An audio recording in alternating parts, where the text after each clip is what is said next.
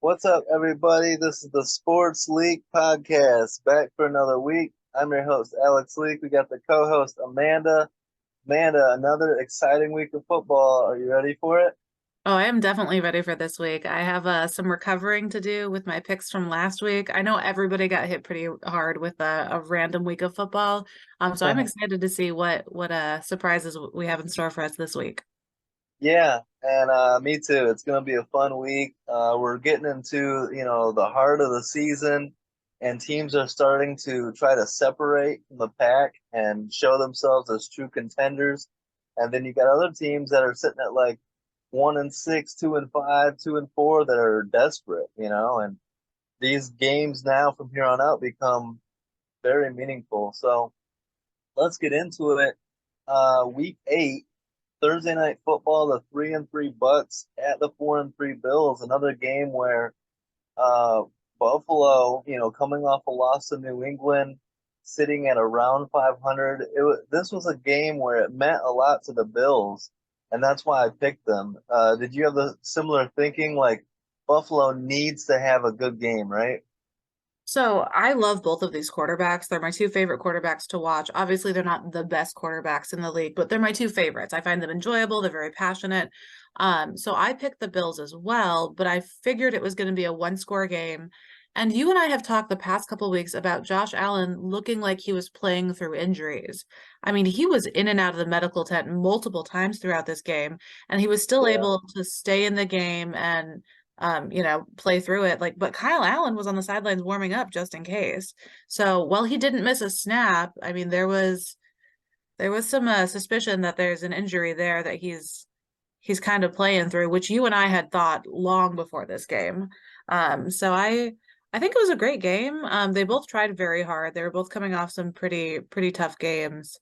So I think it was a great effort trying to get everybody involved. I mean, the Bills were spreading the ball around more than they have recently. Gabe Davis looked great, and he's been in a bit of a slump. So I think the Bills won that one, but Tampa Bay didn't look bad necessarily, really either. yeah. I did see that. So it looked like Josh Allen landed on his shoulder and then went to the tent. So maybe it's a shoulder issue, and he has been, not looking quite like himself this year. So that's definitely something to keep an eye on if you're a Bills fan, or have the Bills going deep into the playoffs. But they jump out to a 10-0 first half lead. The Bucks fight back, tie the game at 10 all. Then the Bills have a 24-10 lead, and it looks like they're going to win comfortably. And then, to their credit, Tampa Bay kept fighting. I wish that one drive had gone a lot quicker. It took them Mhm. 17 plays and over 7 minutes to get that touchdown. And then, even at the end of that drive, the touchdown bounced off the defender's helmet, and then the 2-point conversion went through defender's hands and then was caught. It was pretty chaotic just to get back into that game. Yeah, I mean, it looked like it was getting away from the Buccaneers for a little bit there, and then towards the end, it got exciting. I mean, the balls were bouncing around like some of those catches should not have been made. Um, Mhm. but let's talk about that 2-point conversion because I mean, at this point in the game, the Buccaneers are down 14. They score a touchdown, so they would have been down 8. Why are you Yep, going for 2 there? Like, take the 1 point so that all you need is another touchdown with an extra e- point. Like, if you go for 2 and miss it, then you have to get the 2-point conversion on the next touchdown to tie it. exactly. And I like the thinking is to be aggressive, and then if you cut it to 6, then a touchdown wins it, right? Instead of ties it. But I'm much more with you in the fact that if I don't get this 2, then I'm down 8, and then there's so Mhm. much more pressure on me to convert a 2-point conversion, not just a touchdown, but a 2-point conversion as well. So I'm with you. Kick the extra point. Just play football, right? Stop overthinking it. Stop reading too many analytics websites. Just kick the extra point. Just play football. It's a 14-point game. Make it 7. You know, I mean, I don't understand that too many teams and head coaches reach for 2-point conversions and reach for points when they don't need it. Just play football, right? Yeah, I absolutely agree with that. If they were down 15 or something, yeah, get the 2-point conversion. You're going to need one. But in this situation, they didn't need one. And that's a dangerous play to make on that first touchdown. Yeah, yeah, absolutely. And then it comes down to, Baker Mayfield gets off a good Hail Mary attempt. It was a good throw. It lands right in the middle of the end zone, and surprisingly, I mean, how many times do you see a Hail Mary where nobody touches the ball? It was Uh, crazy. I mean, I'm a yeah. Packers fan. Hail Marys get caught where I'm from. Uh, yeah, it just I don't know if it was in the lights or like it came down quick. Like Yeah. it came down pretty quick and Chris Godwin just never had his eyes on the ball. He was right there. He should have caught it. It should have been, coming down to the wire with a tie game or it was weird. And it happens, right? When you get into the end zone on a Hail Mary, I saw some fans on Twitter and stuff like saying, "Oh, there should have been three pass interference flags here. You could see contact here, contact here, contact here." The NFL goes out of its way not to throw flags in that situation. They don't want to Yeah. bail a team out on a Hail Mary. Hmm. There's a reason it's called a Hail Mary. It's a prayer. You're just hoping for a miracle. You don't want the refs to step in and bail anybody out. And I think that's what happened with Godwin is he got tangled up with a defender and lost track of the ball in the air. And by the time he tried to relocate it, it was too late. Yeah, and I've seen the pictures of people saying like, "Oh, they missed all these penalties." But if you were watching it live and you're watching the replay, there could have been, I mean, if they were calling everything, there should have been like 3 flags against the Bills, 2 flags against Tampa Bay. Like it was Yeah, scrappy, it was messy, everyone was hands-on. That's what a Hail Mary is. yeah. So if That's referees start getting on top of that, you're just ruining it. Like the sanctity of the Hail Mary is over at that point. Yeah, that's the difference of people that watch a lot of football and the people that are casual fans and watch the occasional game, right? Mhm. Like we know that happens every single time on a Hail Mary. Yeah, unless So, it's a situation where like it's a violent hit or like someone's going after the quarterback or a helmet flies off, like just let him play. Let him be scrappy. That's the whole point of it. yep. Um, so Josh Allen, you talked about it, he plays through a little bit of a banged up injury, shoulder, whatever, but combines for 365 yards, 3 touchdowns and a pick. Gabe Davis had a nice game, like you mentioned, and then they also got Stephon Diggs, Khalil Shakir, and Dalton Kincaid involved. The offense did look better for Buffalo. That's got to be somewhat encouraging going forward, right? Yeah, I mean, they've been a little suspect the past couple of weeks, but they played like we expected, even missing some of their, key players. And Dalton Kincaid played such a good game. Mm-hmm. It's been really nice seeing the rookies kind of like finding their stride as we hit the middle of the season. And he was one of the favorite tight ends in the draft this year for me. So it's really nice seeing like how productive he's being there. Yeah, absolutely. I agree with that. And I don't think Tampa Bay necessarily played that bad either. I just think the better team won. And I Hmm. think that Tampa Bay isn't one of the most talented teams in football. So, like, they're in a bad division. That gives them hope that they can sneak, find a way to win that division and get into the playoffs. But um, that being said, the Bucks lose their third straight game after a 3-1 start. They fall to 3-4. But the good news is, like I said, they're just one game behind the Falcons for the lead in that division. What are your thoughts? I know you like Baker Mayfield. You're kind of rooting for this Tampa Bay team. 3-game losing streak, but just one game back. How do you gauge where the Bucks are at right now? So if you were watching the game closely, you noticed that the first half of the game for Tampa Bay was all penalties. There were 4 false starts. I mean, they were wiping out 26-yard gains, 42-yard completion to Mike Evans. There were so many penalties, and I think they were fair penalties.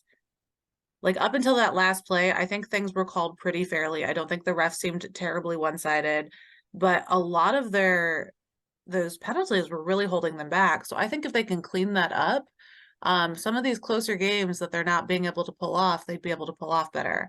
Um, so I think I think there's still hope for them. Luckily, their division, as you said, is there for them to win. But they definitely need to clean up their act a little bit because you can't be committing penalties and losing 42-yard completions when you're playing better teams as you get closer to the end of the season. Yeah, absolutely. We talk about it all the time. It's okay to struggle a little bit early in the season, in the middle of the season, as long as you get it together and are playing your best football late in the season when it matters most. So we'll see who can get their shit together in that NFC South, whether it's the Bucks, the Saints, or the Falcons. Someone needs to get it going and see if they can pull off that division. It's wide open. And then similarly in the AFC East, the Bills improved to 5-3. They're just a half a game behind the Dolphins with a win head to head against Miami.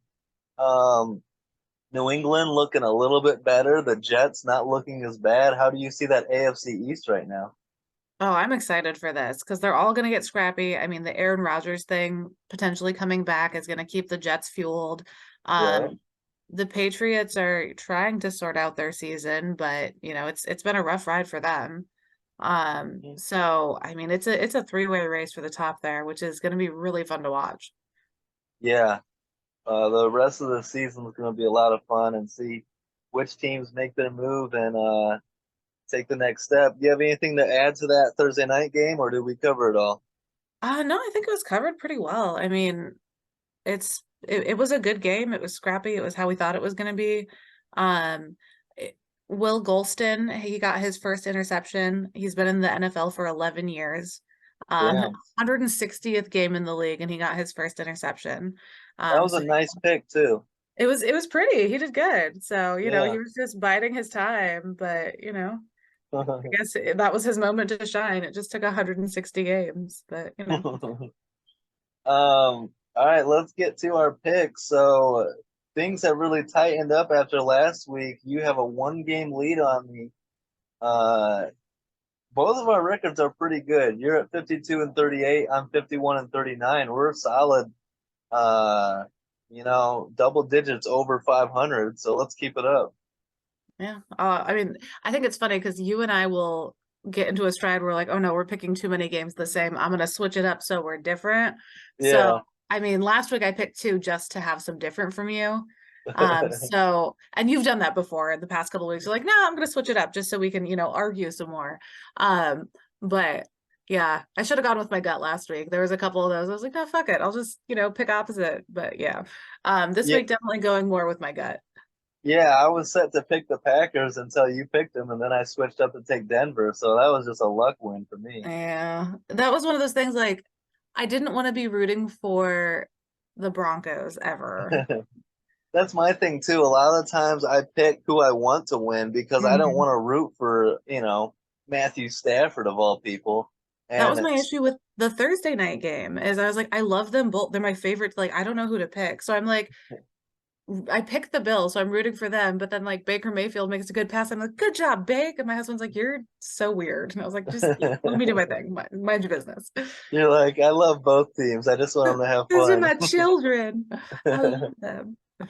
Well, speaking of Matthew Stafford, let's talk about Mhm. the 3-4 Rams at the 4-2 Cowboys on Sunday. The Rams are likely going to be. Kyron Williams is on IR. They're likely going to be without right tackle Rob Havenstein or Havenstein. Royce Freeman has stepped in as the number one running back. And if you remember, the Rams cut kicker Brett Maher, and so they're going to be relying on Lucas Havrisik, who I've never heard of in my life. So, what are your thoughts on Rams at Cowboys? So this one, I would have been inclined to pick Dallas anyway, with all the issues going on with the Rams right now. And Dallas is coming off a bye week. They've been super dominant in their two home games this season. They've won by a combined score of 78-3. Um, Damn. so, we've seen Matt Stafford get beat up all season anyway, and now their team has a lot of holes in it to injuries. I mean, Matt Stafford has taken 11 sacks. He has only 3 touchdown passes in their losses to Cincinnati, Philadelphia, and Pittsburgh. I think that Dallas defense is going to be beating him up, so I gotta pick Dallas here. Yeah, I agree. I've said it before that Stafford at this point in his career is pretty much a statue back there, and he really struggles against pressure. And that's Mhm. something that Pittsburgh did a great job of last week in a game that could have gone either way, but Pittsburgh's defense got the job done. I think Dallas does the same thing at home against this Rams team. And, even with Trayvon Diggs being out for the season, the Cowboys still have two solid corners that's with Stephon Gilmore, the veteran, and the young guy, Deron Bland. So I like the Cowboys in this game. I like their defense. Give me Dallas at home. Yeah, this game's going to be interesting because, I mean, I know they have a bit of a chip on their shoulder last year because, the Rams got beat up by Cooper Rush with the Cowboys. Yeah. They lost 22-10. So I can see Stafford coming in like ready to win this one because last year that was embarrassing. Like you lose to a backup quarterback. Yeah. So I can see him coming in with a chip on his shoulder. But I mean, Dallas's 10-game winning streak at home, it's their longest since, the 91-92 season. I just don't see Dallas giving this one up. Yeah, and it's a big effort. I mean, we talked about how we get to this point in the season. These are meaningful games. Like the Rams, if you lose this, you're 3-5. That's not a good spot to be in. And if you're the Cowboys, if you win, you could be 5-2 and feeling good about yourself again after some struggles early in the year. So, an important game, and I think the Cowboys get the win, and that would do a lot for Dallas trying to make the playoffs, right? Yeah, and I think Dallas feels like they're onto something this year. So I can see them keeping their head in the game through the next couple of games and staying focused. Yeah. So interesting game there. We agree, both picking the Cowboys. How about your Packers? Are you picking them this week? I haven't made a pick on this one yet. I've written arguments for both sides here. Um, for some reason I see that the Packers are favored, which I don't know why. Lambo. I mean, has that really been a home field advantage lately? No. On ESPN.com, I've got the line as even. So a Okay. true pick 'em. Yeah, I've seen like a half point favor towards Green Bay. But it's a it's little crazy. suspicious. I mean, we're on a 3-game losing streak. We've averaged 16.7 points per game. Green Bay scored just 6 points in the first half of their last 4 games. Just six. That's it. I mean, we have not played a full football game all season. And Minnesota is coming off a short week, which should lean in Green Bay's favor. If Green Bay could play 4 quarters of football on offense, they would win this easily. But they haven't yet. Uh, I mean, well, they have, but it's been 4 weeks since they have, and Minnesota's won their last 2 road games. So I'm real back and forth on this one. I don't know. No, this is a tough game to pick, right? The Packers haven't scored more than 20 points since week two. Remember, they started week one, week two, 38 points and 24 Mhm. points. Since then, struggle fest on offense. So, and then you got the Vikings defense is playing better with Brian Flores. The Vikings are coming off a massive win over the Niners, and they're trying to win three in a row, if they can get this done. And the Packers are trying to snap a 3-game losing streak. So, but I just think it's the NFC North, right? This is an old school rivalry. These teams know each other very well. I think home field matters a lot. And I don't think the Vikings are fully back. I don't think the Vikings are the team that beat the Niners on Monday Night Football. I think that they're still a work in progress. And I think that Green Bay can win this one, especially at home. And Aaron Jones is back as well. Yeah, Aaron Jones is back, which is a hope for Green Bay. But then also looking at the other side, I mean, Jordan Addison has been great. All 16 of the offensive touchdowns for the Vikings have been passing. They Mm-hmm. haven't scored any rushing touchdowns. But Green Bay's secondary against receivers has been awful this year. But then Minnesota's missing some receivers. So I literally have been like, my argument is back and forth all the way through.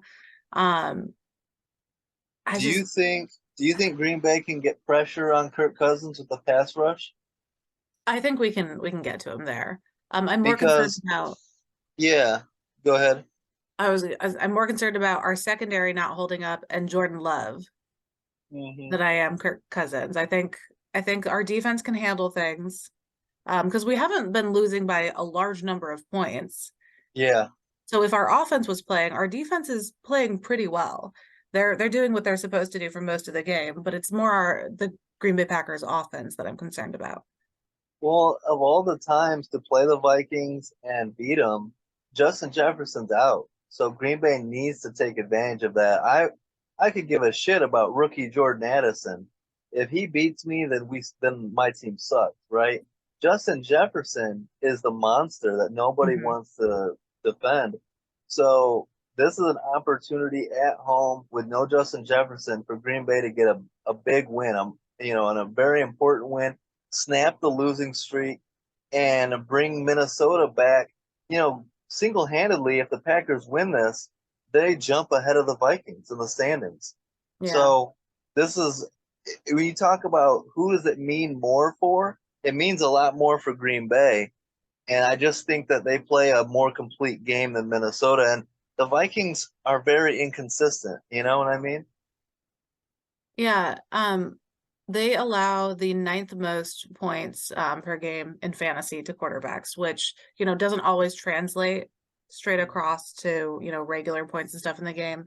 But hopefully that Vikings defense kind of lets Jordan Love do his thing a bit more. Because when Aaron Jones is on the field, his QBR is 71.5. When Aaron Jones isn't playing, it's 46. Yeah. So if he can hold on to that, Aaron Jones luck and stay in that stride, I think Green Bay could pull it off. But I also don't trust them this season at all because his QBR has been 31, less than 31, 30.9 over the past 3 games. Dang, So yeah. this is a tough one for me. I'm going to be back and forth in my head about this. And I'm gonna quickly pat myself on the back because all offseason I was saying Green Bay is gonna need to rely on that running game to have success this year. AJ Dillon and Aaron Jones, and specifically both of them at the same time, right?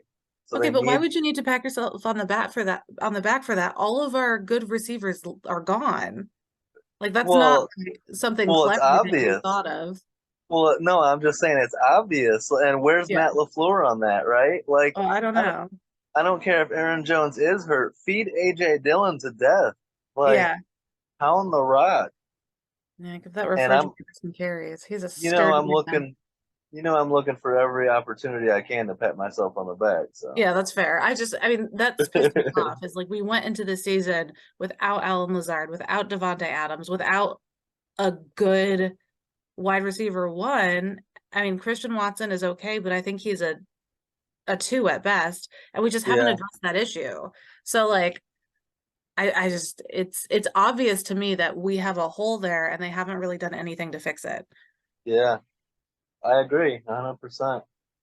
Um, how you feeling about Falcons? 4-3 Falcons at the 2-4 Titans.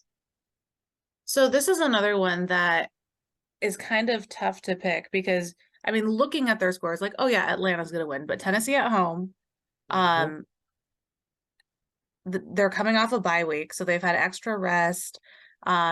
It's you know, it's another weird pick week. And this one I think could go either way. I know Tennessee's offense is kind of the main reason they've scored under 28 points in 23 consecutive games. Their offense just hasn't really been able to get going. But I don't love Atlanta's defense. Yeah, So what are you and thinking of this one? well, so Ryan Tannehill's out. So rookie quarterback Will Levis is going to make his NFL debut, but Malik Willis is expected to see playing time as well. So they're Okay. going to do a two quarterback offense. Good. You and I were Um, excited to see Will Levis. So yeah. Well, I would prefer to start Malik Willis. I trust him yeah. more, but we'll see what Will Levis has. And the Falcons do have Calais Campbell and Bud Dupree and Jesse Bates and some guys like that, but feed Derrick Henry. That's the recipe for success here is give Derrick Henry the ball as many times as you can. And I don't at my core, I don't trust Desmond Ritter. He's very up and down. He's coming off a good performance, getting the win against Tampa Bay, but he turns the ball over. Hmm. Um, so I am in Tennessee. I think I'm going to go Titans here. They're more desperate. They're 2-4. They don't want to fall to 2-5. so they need a win. And the Falcons are just so up and down; it's hard to pick them. Yeah, that's my thing too. Is like, yeah, we've got a backup quarterback, but it's Derrick Henry and a backup quarterback. Yeah, Like, so I could see Tennessee winning this one. I want to pick against Atlanta just because, my hatred for Desmond Ritter, and they're just so sloppy. They should not have a 4-3 record. Like they have not played a game good enough to own that record. and Um, that's the crazy thing is if they can beat a backup quarterback, they'll be 5-3 and leading the division. I know, but like, oh my God, they have so many issues. It's so hard to like. I was writing my notes and stuff, and I was like, oh no, I must have written that wrong. They're not 4-3. I had to like go double check. I was like, there's no way in hell. Oh, well, I guess. Yeah, But I mean, both of their defenses have been playing really well. The offenses, I think, are the issue. The Falcons have been allowing 19 points per game. The Titans 19 and a half. So I think this is gonna be Derrick Henry versus Desmond Ritter, basically. Like, does Ritter turn the ball over? Is Henry able to, have a good game? I think that's what it's gonna come down to because their defenses are pretty equal. And they've got kind of a one-trick pony with their offense. So I guess it just depends on which pony shows up better. yeah, yeah. It's gonna be a sloppy game, and not I'm not super excited about watching this one. There'll be a lot better games on, and we'll Fair. see which team, which bad team, in my opinion, can get the win. Who did you pick for Packers Vikings, real quick? I I'm haven't gonna put yet. you. I'm gonna put you on Um, the spot. did you pick Green Bay? I picked Green Bay at home, Okay, Lambeau Field. I highlighted Green Bay, so technically that means I picked Green Bay too. I just wasn't ready to say it live because I feel like I'm gonna regret that. I'm gonna be like Sunday morning blowing up your phone, like I think I'm gonna change it. I'm just concerned about Kirko Cousins being back. The chains are there, so I don't know. But I I'll pick Green Bay so I can be wrong with you, so we can I match. know I know you. You're a Packers fan. There's no way in hell. I don't care if Fuck the Vikings, man. Tim Boyle is playing. You're not picking the Vikings in Lambeau. Yeah, So, that's fair. all right. So we've agreed on all three picks so far. So Holy shit. Wait, I'm, no. I'm picking I'm cool Atlanta. with it. You're picking Atlanta? Yeah. Well, I hate to give you a loss so early in the That's picks. okay. That's okay. We'll catch up here. So New Orleans at Indianapolis. I know, we have our thoughts on these two teams. They're both coming in 3-4. They've both been struggling. The Colts have committed 4 turnovers in the last 2 weeks. The Saints have lost by a touchdown each of the last 2 weeks. How are you feeling about this one? I'm actually excited for this game. I'm going to be watching this game. Hmm. This is meaningful to me because I picked the Saints to win the division preseason, and I am not ready. I know a lot of people are. I am not ready to bury the Saints. I think the Saints figure it out, and I still think I trust Derek Carr, and they've got weapons. Alvin Kamara, I mean, he had 12 catches last game. Get Jamal Williams going, get that offense going. I still trust the Saints, and I tell you what, as much as I trust the Saints, well, I trust the Saints a little bit. I don't trust the Colts at all, especially Gardner Minshew. Uh, Hmm. 8 turnovers in the last 2 games. Minshew mania has turned into turnover mania. Yeah, and They're they're in, all his fault. These aren't turnovers yes, where like someone tips the ball or he hands it off and then the running back fumbles it. They're all on him. yes. Four turnovers in back-to-back games. That is a recipe for losing if I've ever heard of one. And Hmm. um, you know, he falls to 3-12 is Minshew's record as a starter since 2019. I simply just don't trust him. And so give me the Saints to go into Indy and get a big win, get back to 500. I think the Colts are going to end up being like a 6-11, a pretty bad team this year, just because Anthony Richardson is out all year and Hmm. Minshew's your only option. Yeah, I mean they've given up 76 points in their past 2 games, so it's not just the offense that's the issue. Mm-hmm. Um, like their defense isn't coming through. Obviously, if the quarterback is tossing the ball to the other team's defense, that doesn't help matters. But I think with the long bye week and time to think about things, or like Olave and Derek Carr are going to sort their issues out. They're going to find their stride. I think, it's going to be a good bounce back game for the Saints. Yeah, I mean, this is a toss-up game. Indy could win it, but as long as Minshew's turning the ball over at that rate, you can't pick him, So, uh, then the Saints, as bad as they looked, had a chance to beat Jacksonville, and I Mhm. consider Jacksonville to be one of the best teams in the league. So, Agreed. Yeah. I went back and compared like their records and like how much they've been losing by and like what their defenses have been doing. And like, well, those were both like potentially could have gone the other way. They just needed to, get together a little bit harder at the end there. yeah, So yeah, I got to pick the Colts here too, for sure. Or not the Colts, Jesus. Sorry. the Saints. The All Saints right. over the Colts here. Okay, so we agree. We got one. So you picked the uh, Falcons, and I picked the Titans. So we've Yeah, agreed on so we got everything else. one. And so let's go to the 2-5 Patriots at the 5-2 Dolphins.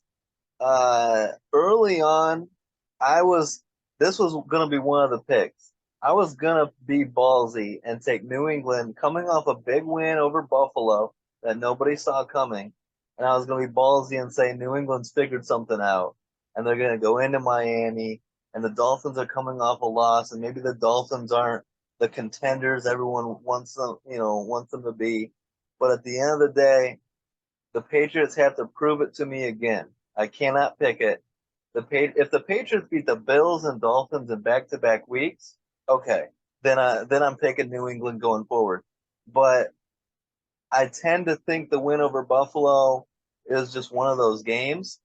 Hmm. And in New England's history, even with Tom Brady, they've struggled in Miami.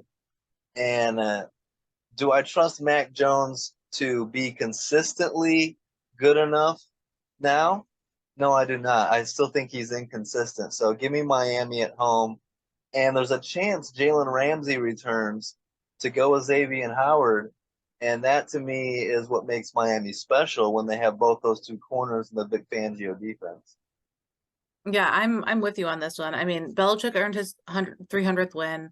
I think, they had a good morale win last week, but I think that says more about the Bills having an off week and Josh Allen having some injuries that he's not disclosing, than it does about the Patriots. I don't think the Patriots are back.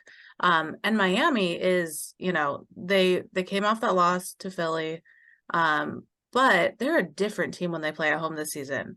They've won their home games by 28.7 points this Wow. season on average.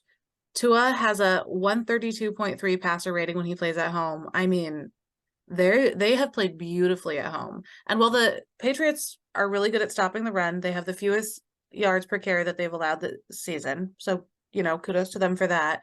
But even without their star rookie, Achane, the Dolphins are still leading the NFL in rushing yards per game and per carry. I Mm-hmm. mean, Raheem Mostert missed practice Wednesday, but it looks like he's still playing this weekend, if I'm reading that correctly. Um, but I think that's going to be a good matchup to watch, that defense versus the rushing offense for the Dolphins. But I think Miami's going to run away with this one. I don't think they're giving up their home field advantage to the Patriots here. Yeah, that's an excellent stat on their home field dominance. I do think that this game is going to be closer than people think. What's the line? Miami by 9.5. I think New England did figure a little bit out in that win over Buffalo, but is it enough to go into Miami and get a win? I don't know. They got to prove it to me. But I'll say this, if they do, me and you are going to have to start giving the Patriots some major credit, but we have to see it to believe it. You know, uh, I can't, even I can't go out on that big of a limb. Yeah. I think the Dolphins are just so good at home right now. I mean, if the Patriots win, kudos to them, and I will, take some notes and I'll start paying attention. But until I see it, I'm picking the Dolphins. Yeah, it was pretty funny. Adam Schefter reported that Jalen Ramsey was likely going to be back this week, and then Ramsey responds to it with, "Oh, really? News to me." I love him. So His social media presence cracks me up.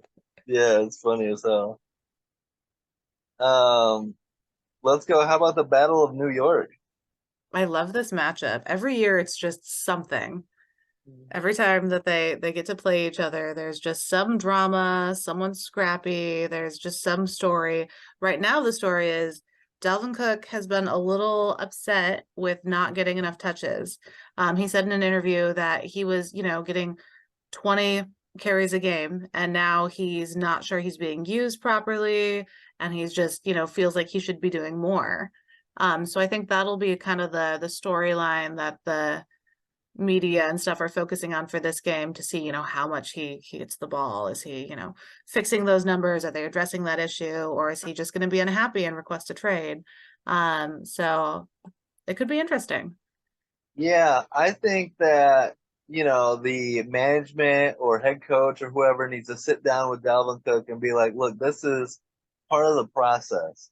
We don't want to run you into the ground in week 7 and get you hurt so that you're not available for the playoff run. Aaron Rodgers is coming back. At about the same time Aaron Rodgers comes back, you're going to start getting more touches. Like, trust the process, Dalvin. You signed up to come to New York knowing that Breece Hall was going to be healthy. And Breece Hall, that's part of the reason Dalvin hasn't gotten as many touches, is because Breece Hall is going crazy. So I trust the process. Dalvin Cook come December and January could be a lot more impactful for this team than right now. And I think you just got to be patient if you're Dalvin. But this game is a fun game. Daniel Jones is out again, so Tyrod Taylor is going to start for the Giants. It's a tough game to pick. No home field advantage because they're playing at both their home stadiums. What are your thoughts for this game? I mean, the Giants broke their 4-game losing streak last week. They, beat the Commanders 14-7, so not a game to call home about. This is one of those situations where we've got a team coming off a bye week, and then a team playing a backup quarterback who can barely beat a terrible team. So I think the Jets are going to take this one. I think Zach Wilson is a much better backup than Tyrod Taylor. I think that Jets defense is going to be able to handle, an offense that wins games with 14 points. I think the Jets are going to completely shut down the Giants.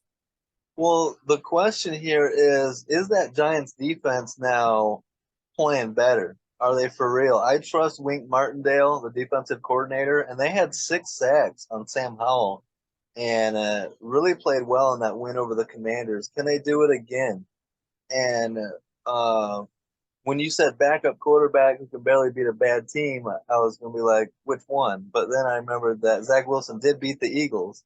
Yeah. So, this is the battle of the backup quarterbacks. Mm-hmm. But I think Zach Wilson is more of a starting backup than Tyrod Taylor is, for sure. Like, he's leagues ahead. I I don't know if I can agree with that. I think that Tyrod Taylor, I don't think there's much of a difference between Tyrod Taylor and Daniel Jones. I think that Taylor is a good backup who can find ways to win games, and I think the one thing he does that doesn't get enough credit for is he protects the football. He doesn't really turn the ball over. I mean, Um, I wasn't comparing him with Daniel Jones. I think Daniel Jones is an elite backup quarterback as well, who just happened to get a starting role. yeah, getting paid like a starter. Yeah. Yeah, I think he should be a backup quarterback as well. But in this situation, I mean, Zach Wilson's been doing it since week 1. Tyrod Taylor, he doesn't, allow the turnovers as much. But I mean, you're talking about that Giants defense getting sacks on Sam Howell. I mean, it's Sam Howell. He's been sacked every game the entire season. Like, That's true. his O-line doesn't like him. They just step out of the way, I swear. So I don't know if that's the team we want to use as an example of their defense, but Well, I know that they have defenders, right? And I've been waiting for them to step up. You got Kayvon Thibodeau, Aziz Ojolari, big Dexter Lawrence. They got dogs on that D line. They need to step up at some point. I think this is a toss-up game. Um, it's a tough one. I mean, you're picking the Jets. yeah, I'm picking the Jets here. I mean, the Giants' 85 points scored this season is the least amount of points they've put up during the first 7 games of any season since 1976. And if they're held to under 17 points, which I can see the Jets doing, it'll be their second lowest points through the first half of a season. Well, because they used to be, 8 games, first 8 games of a season in the Super Bowl era. Yeah. And And I think the Jets defense is going to be the difference maker in this game. I can agree with that. They're getting Sauce Gardner and DJ Reed back. I Mm-hmm. mean, if the Jets win this, they go to 4-3. What a good spot to be at with potentially Aaron Rodgers going back. Like, that maybe they're believing and they know they need this win. Um, So if it helps you make your decision, the Jets have the lost their last 7 games straight the week after their bye week. Jets have. Mm-hmm. 7 straight. This is a They tough pick. take an I extra week and then lose. I think I'm gonna go with the Jets. Um, yeah, I think I gotta go with the Jets just because Sauce Gardner and DJ Reed are back. But this is a toss-up game that the Giants easily could win. The Jets, but it's a big opportunity. If the Jets can get to 4-3, they'll be feeling good, right? I mean, who would have thought Aaron Rodgers goes down and in week 8, the Jets would be above 500? That's crazy. I can't wait to see people take that Paul Rudd clip from Hot Ones with Aaron Rodgers and Zach Wilson. Who would have thought? Not me. When he comes back and they've got, an above 500 record. So I mean, the Jets just beat the Eagles. There's no way in hell I can pick the Giants against the Jets here. Like if the I will Eagles can lose to the Jets, no. I will say this. I'm not gonna pick the Giants. I talked myself out. You talked me out of this, but I think this is a close, hard-fought game. I got the Jets by 3 points. Okay, I'm gonna make a note of that so I can shove that back in your face next time. This is a very debatable pick that we're making here, but I agree. You talked me into it. No, the But Jets are gonna win by way more than 3 points, but all we can fight about this on Sunday. All right, right, sounds so good. let's move on to winning teams now. This is a great matchup, by This the is way. such a good matchup. So we've got Jacksonville 5-2 at Pittsburgh 4-2. I mean, the Jaguars are being favorited. They're on the road.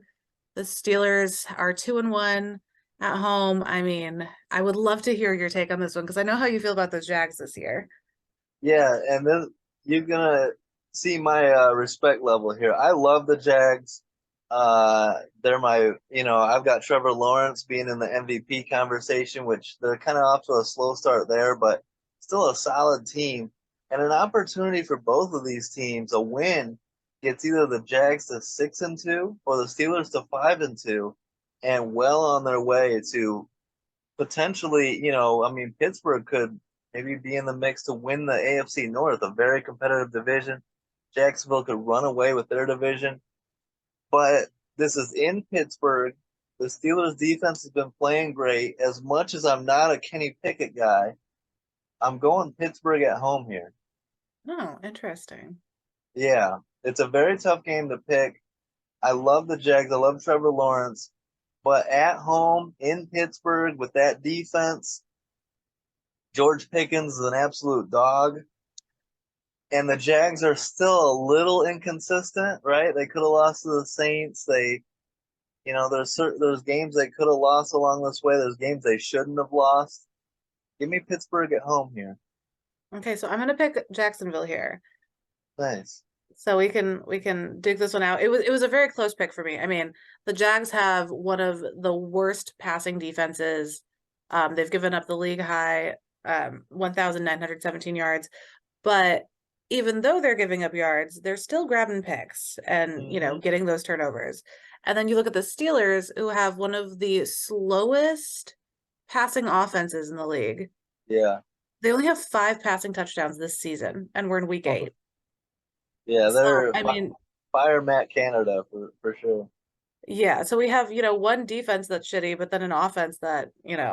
So I'll be intrigued to see how those, show up. And then also Kenny Pickett, he has had rough games and then come alive for like the fourth quarter and pulled off a win and played really well. So I mean, that fourth quarter to beat the Rams, he completed all 7 pass attempts, 138 yards. That was great, but can he play a full game like that? I I have you I don't know if I trust him to or not. Yeah, and I think this is also a little bit of a, hey, Steelers, you did me a favor with beating the Rams last week, so thank you. So now I'm going to pick you this week when I normally wouldn't. Um, but at home, Mike Tomlin, one of the best coaches in the entire league. I mean, he's never had a losing season going all the way back to what 2007. So Yeah.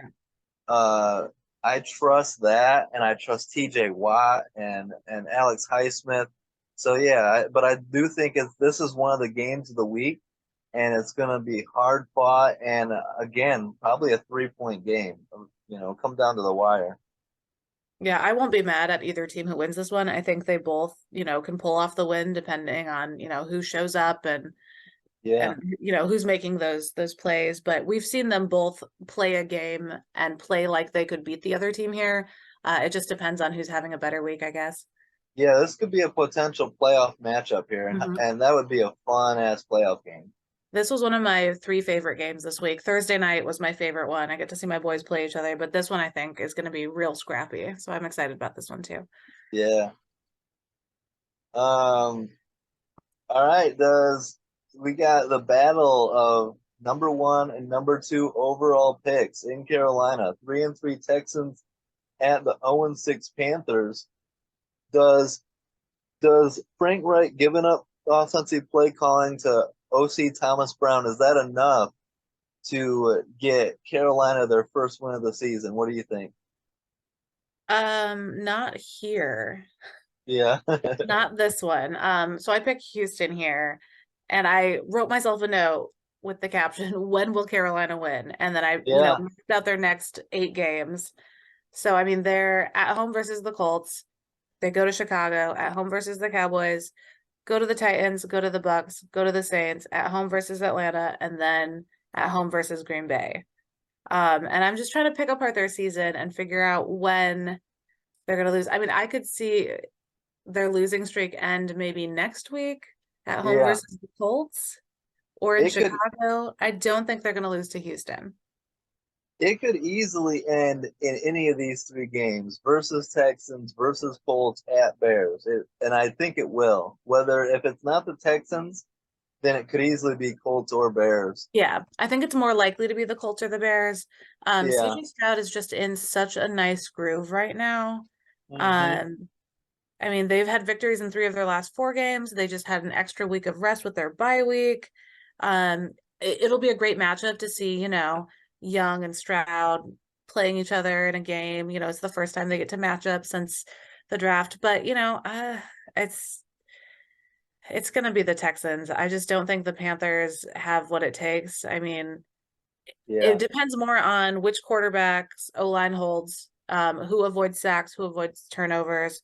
Young has 26 interceptions, 14 sacks. Stroud has 1 interception, 13 sack. I mean, it just kind of depends on that O-line holding for them, I think. And I just trust the Texans more.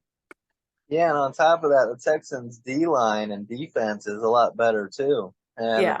I feel like they're gonna make life hell on Bryce Young, who is well documented, one of the smaller quarterbacks in the NFL, or in league history.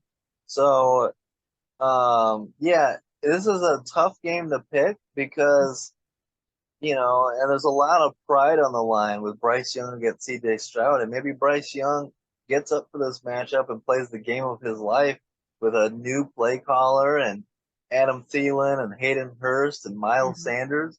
But I gotta see it to believe it type of game. And I've seen it from CJ Stroud and the Houston Texans, and that defense. So give me the Texans to get above 500 here, which would be impressive to be 4-3, and Carolina to remain winless for at least one more week. I could easily see it ending against the turnover Minshews in week 9. I like that new name. Yeah, so in this game, I mean, Young should get a break. The Texans only have 9 sacks. They have But the fewest sacks in the NFL. So, Bryce should be able to have a little bit more time to get the ball out. He shouldn't be taking too many hits here, which gives him a bit of an advantage with his size. But I think that the Texans will probably fix that number and start racking up some sacks during this game, if that O-line doesn't hold.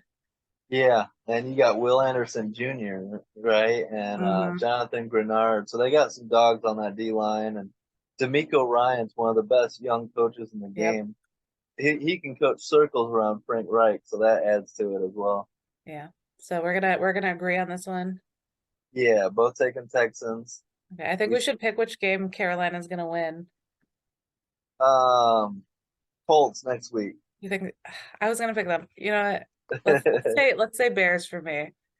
No, even the Bears, Justin Fields will be back by then, and Justin Fields will make Bryce Will Young look he? like, They're yeah, so vague. what? Just about his injury. They're like, oh, there's no timeline. Well, he was potentially going to be back this week, but he's out one more week. But I anticipate Fields to be back week 9, Okay. Because I week was 10 gonna at the pick the latest. I was gonna pick the Colts, but I just yeah, okay, against Fields, but everything I've seen from Chicago is just so vague about the injury. Like it's like they wait till the deadline and they're like, oh, one more week, another day, one more week. Like I want a timeline. Like tell me what it looks like long term, because I feel like you guys are like being shady. Well, maybe we are. Uh what else is new? All right, so we've got the um, matchup of the two 4-2 teams. Cleveland, Seattle. I think we got out of order here a bit, but whatever. no, Um, you're good. so I want to pick Cleveland here just because I think, they're doing pretty well. They're getting going. The quarterback situation has been interesting, but there's no way I can pick Cleveland over Seattle here. Their turnover ratio against Seattle's defense is going to be bad. They rank 28th in the league in turnover ratio, and that Seattle defense loves a good pick. Yeah, Um, and Deshaun Watson is back. I don't no, back on the he is. sideline for I don't know how many weeks. Yeah. Uh, he's week to week. He's out for this week. PJ Yeah, Walker is going to get the start, but Watson should be back soon. yeah. He and Justin Fields are just biding their time together, playing video games or something. But that's Yeah. another situation where, like, normally if someone's injured, they'll say 4 to 6 weeks and they'll give you kind of a timeline. But with these quarterbacks this year, I think they're like, oh, we're just gonna see how he's doing next week. Like, can I have a timeline, please? Yeah, I've got some beef with that too because whether it's the team or the media, but they're like trying to poison Browns fans against Deshaun Watson. You got this narrative right now that's like, oh, Deshaun Watson doesn't want to play. He just wants to sit on the bench and cash his checks. That's such bullshit. Like, I guarantee you, if Watson was healthy and could play, he'd be out there. And you keep seeing these reports from the national media like, oh, Deshaun Watson it has nothing to say about when he'll be back. They're purposefully trying to influence fans to be like, oh, Watson's a quitter. He doesn't want to play. I've seen the same thing with Kawhi Leonard in San Antonio, with Mm-hmm. Derrick Rose in Chicago. I hate the media poisoning fans against players when they're hurt. That shit should be illegal. But anyways, rant over there. No, you're good. I think it's another situation with how Cleveland fans and media treat their players. We have seen year Yeah. after year good players in Cleveland leave on bad terms with negative energy and just a lot of tension. And I don't know why. Like I they have think had it's so much wasted talent go into Cleveland, not be utilized, and then everyone hates them when they leave, as if it's their fault their team couldn't put together a full team and, make a postseason run. Yeah, I've always had this theory about the media in Chicago and Cleveland and some of these like big cities, but not quite New York or LA. And it's like they're pushing agendas and they're trying to be shock factor and influence the fans to get a bigger job in New York or LA. They're trying to prove themselves. So the media in like Chicago, Cleveland, Philly are like super aggressive and nasty at times. And it's trying to boost their career, in my opinion. And oftentimes when fans turn on players, it's very much media influence. Hmm. So I wonder if that's kind of what happened with Baker when he was there, because it's yeah, you're getting tense there at the end too. And I mean, yeah, see and how much better he's doing in Tampa Bay.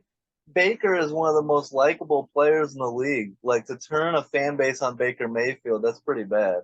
Yeah, that kind of But pissed me off. So I but kind of have been holding a grudge against Cleveland for a couple years now because of that. yeah. So back to So this game. yeah. Sorry. Rant over. We'll circle back, guys. So Cleveland at Seattle. Seattle's been playing really well. Running back Kenneth Walker has been one of my favorite running backs this season. He's got 6 rushing touchdowns so far. The last Seattle player to have at least 7 in the team's first 7 games of any season was Sean Oh, Alexander in '05. yeah. John Yeah. Alexander. So, he'll be in good company there. Maybe he'll get a couple and get a bit closer to that number. But Seattle's been fun to watch this year. I know they had a couple off years in there. But their defense is coming together. Their running game looks good. I just don't see them giving up this one at home. Well, so here's a scenario I want to throw at you though. I know it was in Cincy, but you looked at how the Seahawks offense looked against that Bengals defense, who was getting pressure and making life difficult on Geno Smith. This Browns defense isn't even Cincy. This Browns defense is nasty. Hmm. They can cause some problems here. And if the defense slows Kenneth Walker and makes Seattle one dimensional, the Seahawks could get into a similar game to that Bengals game where they just can't get into the end zone. And then you got Pete Carroll going for it on fourth down for no reason, right? Yeah, because So, they miss their receivers. I mean, they yeah. definitely are missing Tyler Lockett and some of the connections they had with Russell Wilson and the receivers back in the day. And Geno Smith is good, not Hmm. not downing him at all, but that elite Seattle receiving core they had during their Super Bowl years is not there.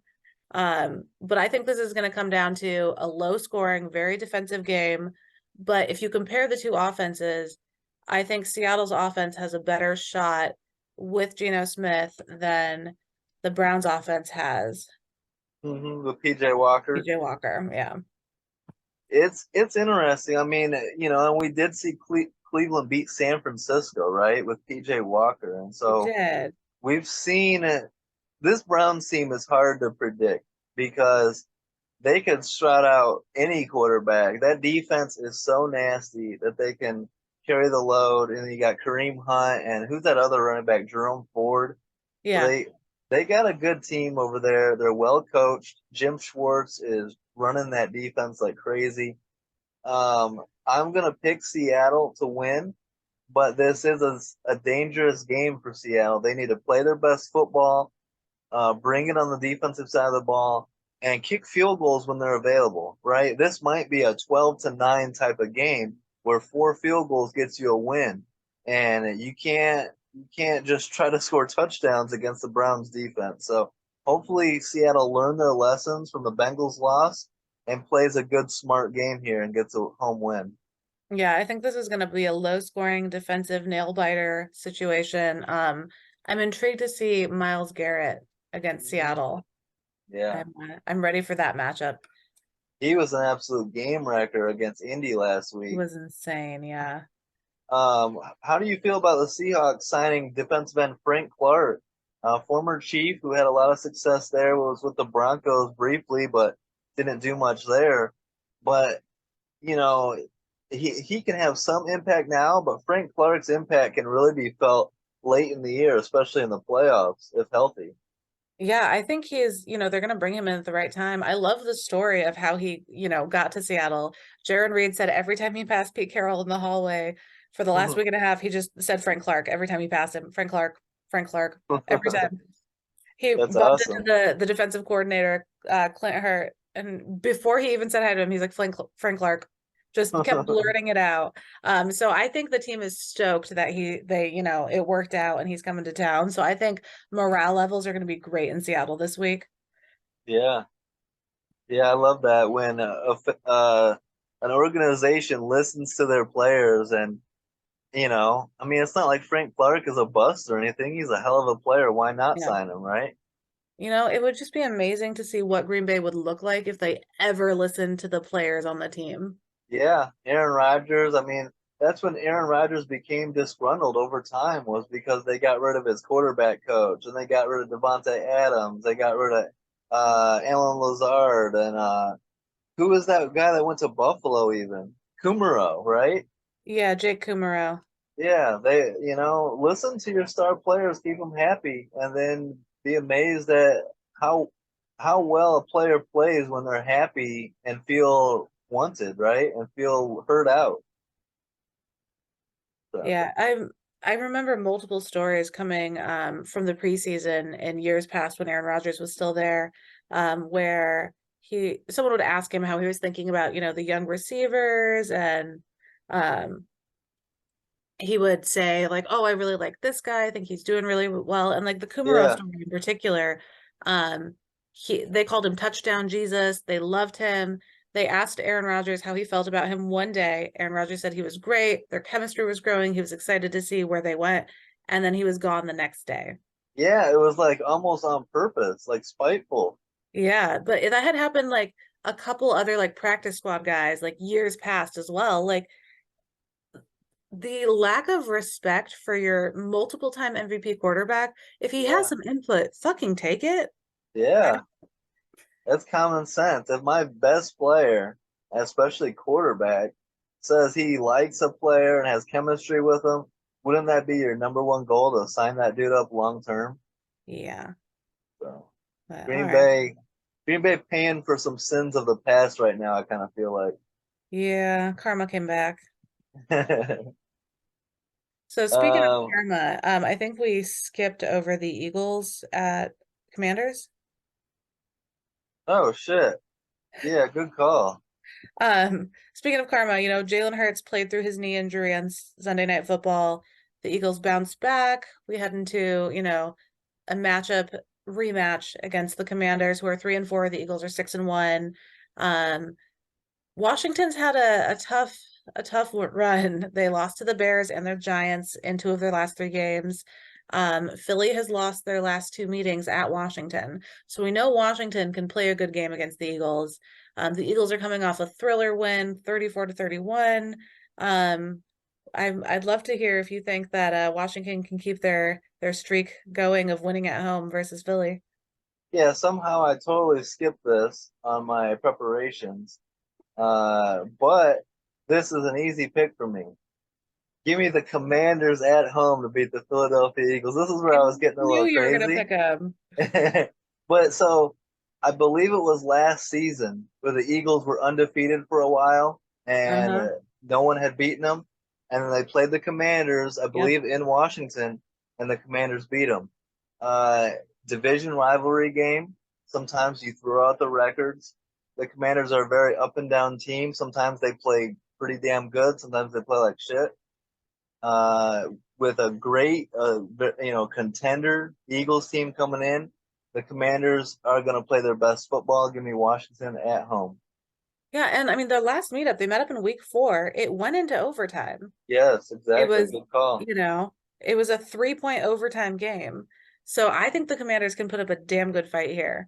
Um, I had a feeling you were going to pick the Commanders, so I stuck with the Eagles just to mix it up a bit. But it should be a good game. Hopefully, we have a week 4 kind of rematch where it's high scoring and a shootout and some overtime lead changes. Because that's the game I want. I mean, we've seen that Washington offense give up 40 sacks on Sam Howell this season.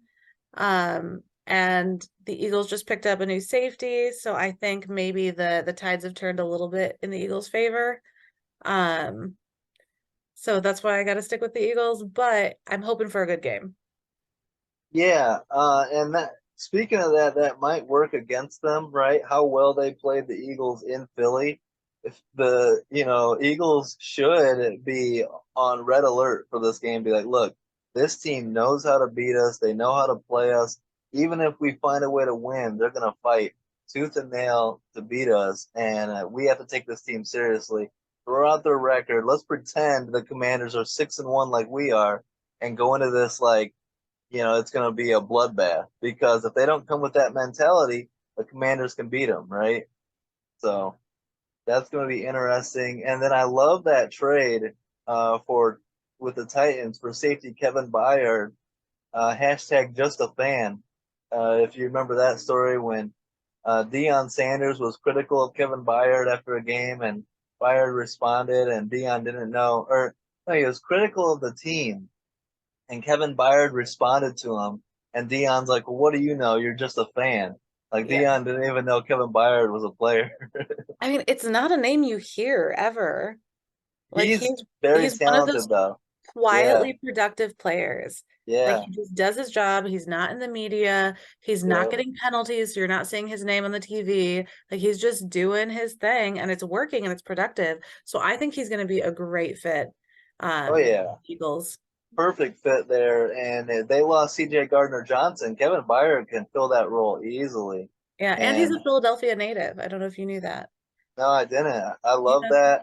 he's I coming home. wish I wish more GMs were as aggressive and wanted to win as much as the Eagles GM, because that guy is doing a great job over there. Shout out to AJ Brown, wide receiver. He has had 5 straight games with at least 125 receiving yards. He is tied for the Monster. longest streak in NFL history with Pat Studstill and Calvin Johnson. Wow. Yeah, it makes sense. I mean, AJ Brown, since coming out of Ole Miss, being with the Titans, that was a big loss for the Titans when they traded him. He's a monster everywhere he goes, and I don't know why anyone would get rid of him, because how do you defend AJ Brown, right? He's like a bigger Debo Samuel. He's a better DK Metcalf. He's an absolute monster.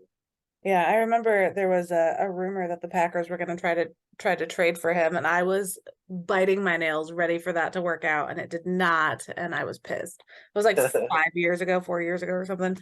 Yeah, But yeah, so looking at this game, I mean, Sam Howell's sack rate is 13.5%. yeah.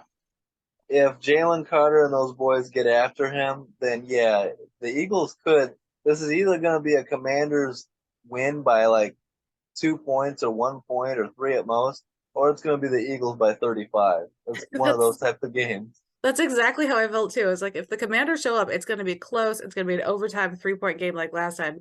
If the Commanders O line does not hold, it's going to be a complete blowout, just complete destruction. Yeah. All right, so Well, we've got a couple that we disagree on. Where are we at next? so you taking the Eagles there? Just Yes, all right, just to cool. clarify, yeah. So we're three disagreements. Okay, I'm sure And you're gonna pick Denver at home versus you Kansas City. don't know that. All right. Yes, 6-1 Chiefs at the 2-5 Broncos. Denver held the Chiefs just 2 weeks ago to just 19 points. Then they held Green Bay to just 17 points. Is that Broncos defense coming around? What did you see in watching Packers Broncos last week?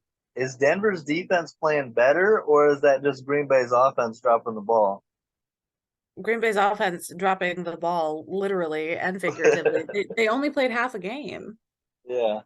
Again, like they always do. Like I told you in their last 3 games, they've put up 6 points in the first half of the games combined. Six total, Yeah. not six per game, 6 points in 6 quarters of football. So I think holding us, yeah, I think that's more about Green Bay's offense, but holding Kansas City to 19 is great. That's impressive.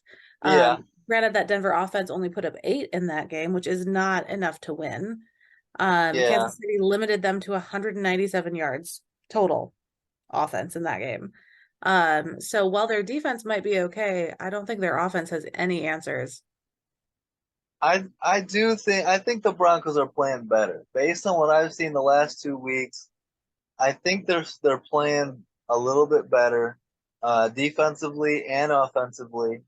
Um, we talked about this 2 weeks ago about the Chiefs playing with their food, feeling like we're 6-1. We're on pace to have home field throughout the playoffs. It's easy to to look at the Denver Broncos on the schedule and be like, "Ah, man, we'll throw up 17 points and win by 2 scores, right?" This is a trap game, and this is the Broncos know all about the 16-game losing streak to these Chiefs. They're at home. Give me the Broncos to snap the streak, and this has no indication on the Chiefs being a bad team because the Chiefs are a great team and a contender as always. But this is very similar to Eagles Commanders division rivalry on the road. Sometimes you can throw out the records, and Denver might have figured a little bit of something out by holding the Chiefs to 19. Give me the Broncos to find a way to get a big win and snap the streak. So if Denver's going to pull off the win, and I've joked about Denver winning this one, um, they need to lean on that running game. They're 23rd in Yes. carries, but they Yep. have such good running backs and such good potential. They need to get that running game going. I think if they were able to do that, Kansas City's defense is not great against the run. I Yeah. think they could turn the tides here, but they just haven't been able to get it going the past few games. So, I mean, the game where they had 23 carries this season was their first win since week 4. So, I think there's a chance if they can get that run game going. Yeah. Um, Feed Javante Williams. Feed Jaleel McLaughlin. Russ, don't turn the ball over, hmm, and just do enough. good life advice there. Some interesting streaks that could be broken in this game. Mahomes is 12-0 against the Broncos in his career.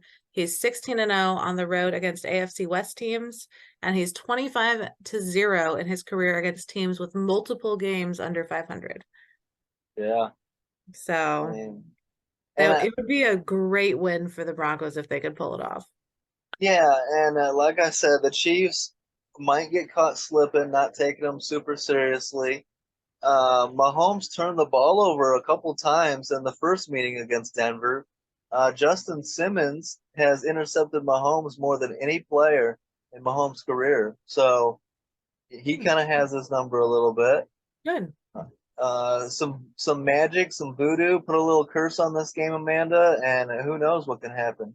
I mean, I hope Denver wins because that would just make it a great story and a great game. And a Um, great week of yeah. football. If the Chiefs lose to Denver, I'll be happy. I don't care about getting any of my other picks right. I just want this one. All right. Well, we'll be watching that for you. So let's move on to the next one. Where are we at with games? Ravens at Cardinals. I mean, we don't have to talk about this one much. The Ravens are going to do what they did to the Lions and blow the Cardinals out of the water. This isn't even going to be entertaining. Yeah, I mean, Jackson is completing 70% or more of his passes in all games except for one this season. I mean, Todd Monken is doing his thing. I Yeah. think this is gonna be bad. Do you For see everyone. the Ravens like I do as actual Super Bowl contenders? Oh, I absolutely. Yeah, they're nasty. They're top 5 on both sides of the ball. That defense, Roquan Smith, Patrick Queen, Marlon Humphrey. I'm loving this Ravens team. I'm loving everything about them. Yeah, I think there's not much to say here. No, Um, 88% of Zay Flowers' receiving yards are against his own coverage. The Cardinals loves zone coverage, so Zay Flowers should have a good game here. Uh, yeah, other than that, yeah, not much to say. Probably not the most riveting game of the week. yeah. We can move on. Let's get the Ravens to 6-2 and beat the Cardinals by 40 and turn the page. Exactly. But let's get to a game that is a lot of fun. Uh, Very good game here. One of the games of the week, in my opinion. The 3-3 Bengals at the 5-2 49ers. Brock Purdy likely out in concussion protocol still. There's a chance he could play if he passes tomorrow. But if I'm the Niners, I think I play it safe. And I play Sam Darnold. I see what he's got. And I think the Niners with Sam Darnold can still get the job done and avoid a 3-game losing streak. How about that? If the Bengals pull it off, the Niners could be in a 3-game losing streak out of nowhere. So I actually picked the Bengals here. Wow. Yeah, the Bengals and I haven't been getting along on our picks and their wins this season. But the Niners are working on their short week. Purdy's got the injury. The Bengals just came off a bye week. They've been generating more out of their running game. So hopefully that helps. They were ranked 31st for the first 5 weeks of the season, but they've, started to get the ball rolling. But I mean, the Niners aren't healthy. If the Niners were fully healthy and everyone was playing, I would be picking them. But I think Cincinnati might be able to take advantage of that. They, Yeah, I think this is a great game. It's going to be hard fought. I think the Bengals absolutely can beat the 49ers, but I'm going to stick with the 49ers. I think this team is too good to go on a 3-game losing streak here. And I believe, I've said this a couple of times, I believe in Sam Darnold in this offense. I think that his offense is so quarterback friendly. That's not a knock on Brock Purdy. It just is. That Sam Darnold is a veteran quarterback who's won at multiple levels and had good games in the NFL, can step in and deliver this team to a win. Their defense is still nasty and pretty healthy, with those nasty linebackers, Fred Warner, and I'm blanking on the other guy's name, but he's nasty. Is it Greenlaw? uh, Dre Greenlaw? Greenlaw sounds right. I'm Yeah, not and stuck at then names. I gotta have them in front of my face to remember. and then Hufanga, the modern day Troy Polamalu at safety. The Niners are good enough to get this job done without Brock Purdy. But if they lose, like you're predicting, then we're going to have a serious conversation about the Niners Hmm. in our recap if they're on a 3-game losing streak. But I think they find a way to get it done and get to 6-2. So my opinion on this game is less about the 49ers offense and more about their defense. Their Mm-hmm. pass defense gave up almost 400 yards to Kirk Cousins, 378 yards, 2 touchdowns, and during their past 2 games, the San Francisco, the last 2 losses, they're giving up 5.8 yards per play Mm-hmm. on average. That's not a good spot to be in when Joe Burrow is the healthiest he's been all season. He's ready to hit his stride. He's ready to be productive. He's coming off a bye week, so he's well rested. I Yeah, just don't know about that San Francisco defense against Joe Burrow. I, that is a good point. I'll say this: I'm not worried about San Francisco's defense. I know that Okay. defense is nasty. I think they show up in a big way at home in this game, and they get back to it. But if not, we'll definitely talk about this on Tuesday for sure because it's a meaningful game either way. Like you're saying, you kind of believe in the Bengals to get it right, get above 500, and start contending in that division. But if they lose this and fall to 3-4, then there's some questions about Cincy. Like, are they ever going to get it together this year? Right? So Yeah, this is one of those games I could see going either way, but yeah, if I had to pick, I'm going to pick the Bengals here just because I think it's slightly in their favor. But I do think that they are more inclined to throw a game they should win than the 49ers are. is Sam Darnold affecting your pick at all, or is it mostly about the Niners defense and the Bengals offense? Um, I I think Brock Purdy and Sam Darnold are pretty equivalent, so that's I not really agree. affecting me. As long as Darnold protects the football and doesn't turn it over, I agree 100%. Yeah, depends on what kind of game Darnold has. Yeah, But yeah, I hadn't that didn't come into my decision making at all. nice, good. Listen, I'm not talking shit about your guy. All right. Well, yeah. All right. Let's go to Sunday night football. Agent Bajent getting another start. The rookie undrafted Tyson Bajent looking to be 2-0 as a starter, but he won at home against a bad Raiders team. I have a feeling you're gonna be on prime time in the bright lights of SoFi Stadium. That's a nice ass stadium. NBC prime time. I think this is a Chargers win easily. I think the undrafted rookie looks like an undrafted rookie on Sunday Night Football. Oh, I absolutely agree. The Chargers, they're in a situation where they thought that they were doing something with their season. I don't think Chicago ever did. Yeah. And their season is getting close to going down the drain. I don't think they're gonna let themselves have a third straight loss. So I think the Chargers are gonna pull this one off. Feels like it could be a close game. But I agree with you about the Chargers winning this one. Yeah, I agree. Like the Chargers can't afford to be 2-5. They need Hmm. this one. They need to be 3-4 and start doing better. I think the Bears defense isn't that good, so Justin Herbert should be able to dice them up. Him and Eckler and Keenan Allen and those guys, Gerald Everett. Um, I think that Tyson Bagent isn't an NFL starter, right? He might be a good backup, but I don't. He's got a lot more to prove to me to be that I can pick him. And I just think the Bears, it was a fluky type win over the Raiders. And I don't think Deontay Foreman is going to go for 3 touchdowns again.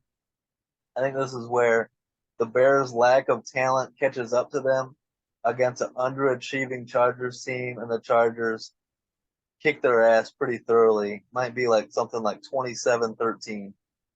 Yeah, I mean, all but one of the Chargers games have been less than a 7 point game. But the last time they played a team who had a rookie quarterback starting, Khalil Mack had 6 sacks. So I don't see Yeah, this going well for Bajent. yeah. Imagine being a rookie going up against Khalil Mack. Like, that's nightmare shit. God damn it, I quit. I'm calling my mom. Like, I'm tired, So mom. I I wish, why can't we flex this game out of Sunday Night Football? We got great football all week long, and then we got to watch Tyson Bagent play on Sunday Night Football. Come on now, give us flex the Bengals Niners to Sunday night. Yeah.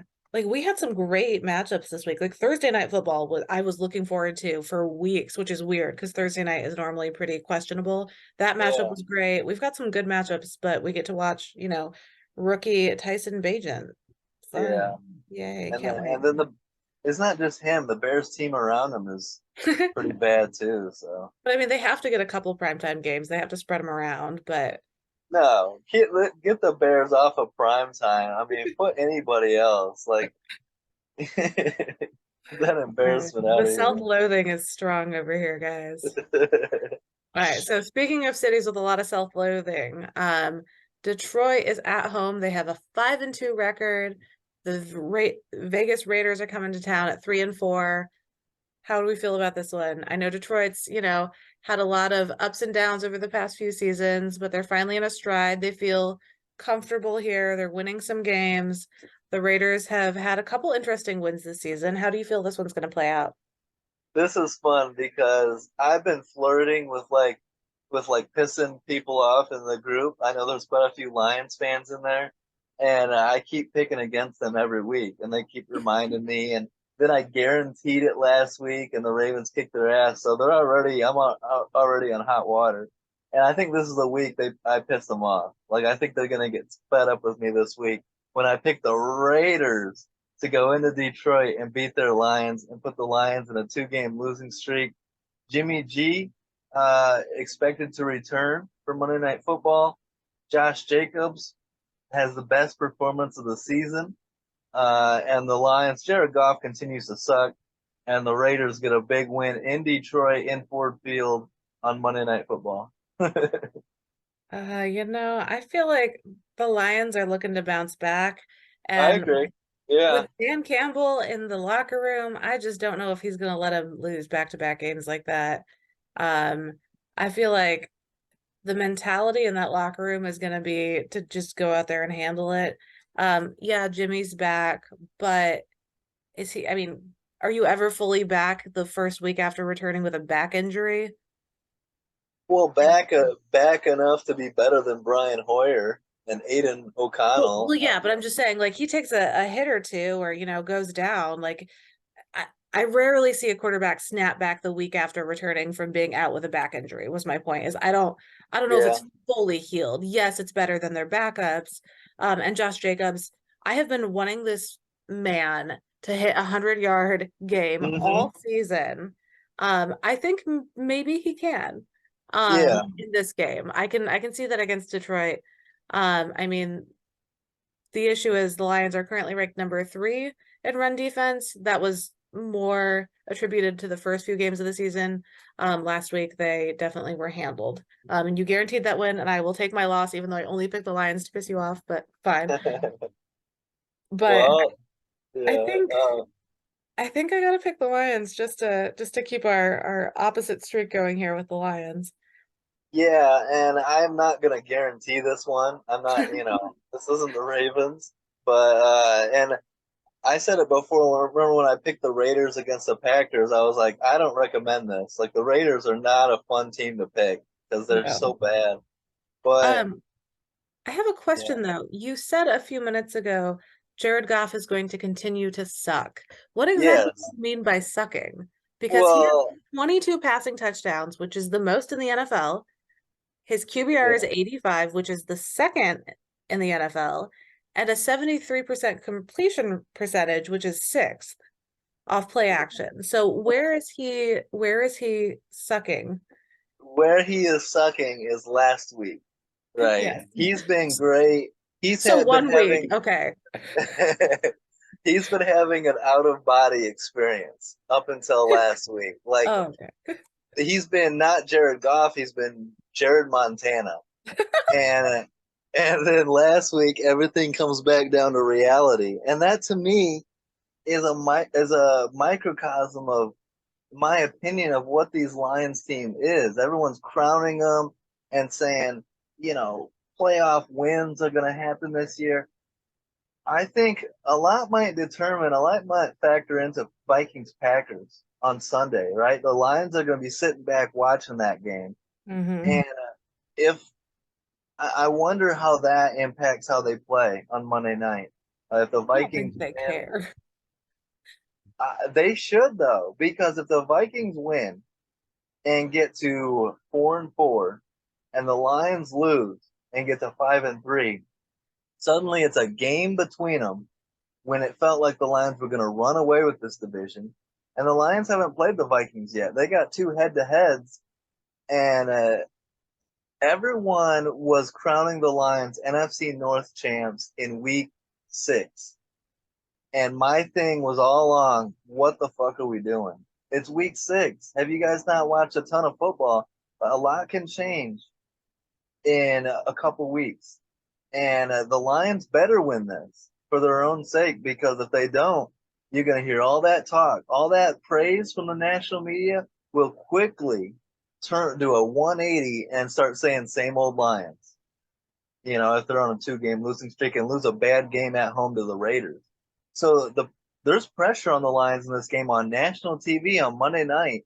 And the Lions of the last 20 to 30 years, what in their past, Amanda, would happen to the Lions the last 20 years in this type of game? They would find a way to lose it, right? Yes, they do like to lose games, but I mean, Motor City, Dan Campbell is a whole different chapter for the Lions. They have He not had a coach that has kept his head out of his ass in so long.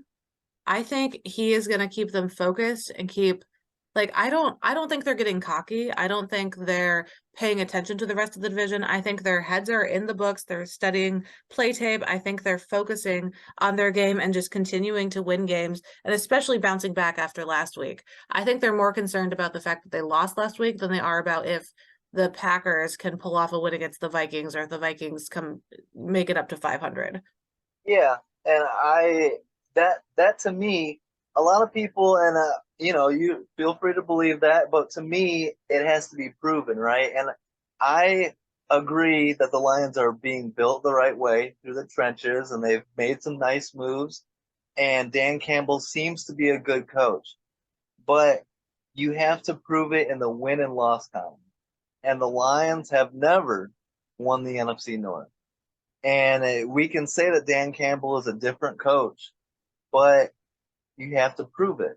And 5-2 through 7 weeks proves me nothing, right? And so Monday night can do a big second step or another step in that direction to prove to me, to say, Alex, shut the fuck up. We're 6-2. We're not the same old Lions, and we are going to win the division. but I'm gonna be that negative Nancy over here that says you better win on Monday night, otherwise Alex is gonna start getting loud as fuck, and the national media is too, right? I mean, I'm gonna trust my gut on the Lions this year because I have picked them to lose 2 games and they Yeah. have lost 2 games. So I haven't picked the right games at all. I've gotten both of those games wrong. So don't give me credit for that. But I have picked the correct record for them. So I'm gonna take the Lions on this one. And we can duke it out on the recap podcast. But I'm just saying, you're walking on thin ice betting on the Detroit Lions, right? You I'm you not know betting. that. There's no money involved, sir. Well, picking them. I mean, we'll just see how our records are after this week then. All right, all right. I need to keep it rolling. I'm catching you, so let's see if I can. But that was a fun episode. A lot of fun, and gonna be another great week. The NFL never disappoints, right? Week after week, so much fun. Yeah, it's been an interesting year. A lot of quarterbacks going down, a lot of next man up situations, a lot of big injuries, big name players, and a lot of upsets. So I'm excited to see what this week is going to bring. Yeah, I love the chaos of the NFL season and the parity, and you never know what's gonna happen week to week. So appreciate the support, everyone. Don't forget to like, subscribe, leave a comment. Stay tuned. We are hoping to have an interview next week, and we should have a couple coming up here in the next couple of weeks. So stay tuned for that. Good shit as always, Amanda, and we'll talk again next week. Sound good? Yeah, looking forward to it. We appreciate the support, guys. Sounds good, everyone. Peace out.